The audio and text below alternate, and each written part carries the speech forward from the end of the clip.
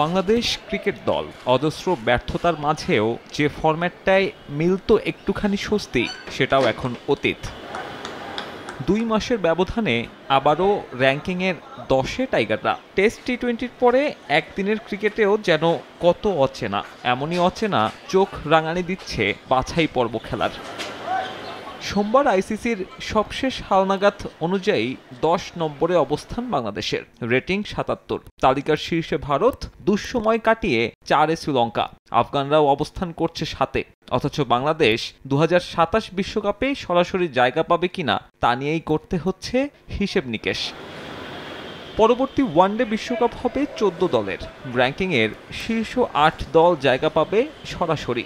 2 আয়োজক দক্ষিণ আফ্রিকা আর জিম্বাবুয়ের টিকিট নিশ্চিত। প্রোটিয়ারা যেহেতু টেবিলের 6-এ আছে, সে হিসেবে হয়তো 9 দলের খেলতে হবে না বাছাই পর্ব।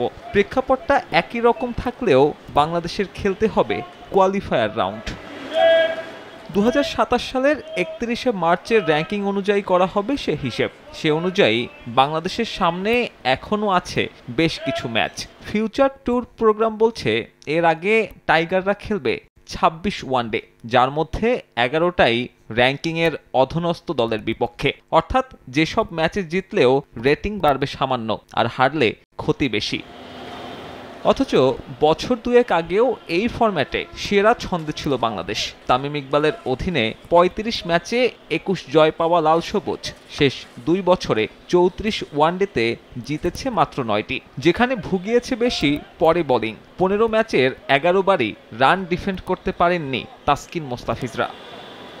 সিনিয়র ক্রিকেটারদের বিদায় ছাড়াও এমন করুণ অবস্থার পেছনে কারণ আছে কয়েকটা।